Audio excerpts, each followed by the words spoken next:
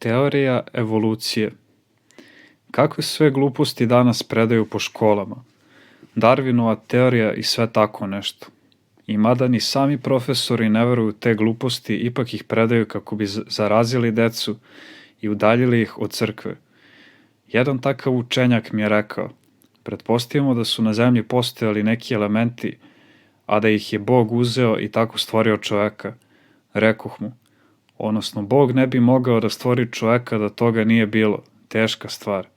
Na to će on: ako pretpostavimo da je prvo uzeo majmuna i usavršavao ga, na kraju mu rekoh: dobro, zar Bog nije mogao da stvori svoje savršeno stvorenje čoveka bez majmuna? Stvaranju čoveka on je posvetio čitav jedan dan. Jel trebalo možda da nađe delove? Pogledaj šta piše u knjizi o Jovu, u Parimi koja se čita na jutrenju velikog četvrtka. Više ni nauka ne prihvata te bajke u vezi majmuna. Koliko godina je prošlo od kada su ljudi stigli na mesec? A majmuni za sve vreme svoje evolucije nisu uspeli da naprave bicikl ili barem trotinet. A ako pretpostavimo ovo, ako pretpostavimo ono, opet će onaj. Bolje ništa ne pretpostavljaj, sigurnije, rekoh mu. Isto ovu teoriju evolucije predavao neki profesor univerziteta. Jednom prilikom mu rekoh: uz nešto brige, pasulj vremenom može da postane bolji pasulj, a patliđan bolji patliđan. Ako hraniš i neguješ majmuna, on može da postane samo bolji majmun, ali da postane čovjek to nikako ne može. Ako crnac živi u oštroj klimi i ne izlazi na sunce, njegova koža će se malo promeniti, ali to ne znači da će crnac prestati da bude crnac.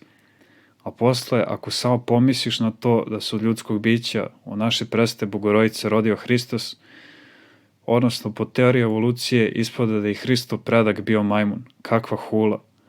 I ne shvataju da hule. Baci jedan kamen i ne mare za to koliko će glava da razbiju. Hvale se, bacio sam kamen dalje od njega.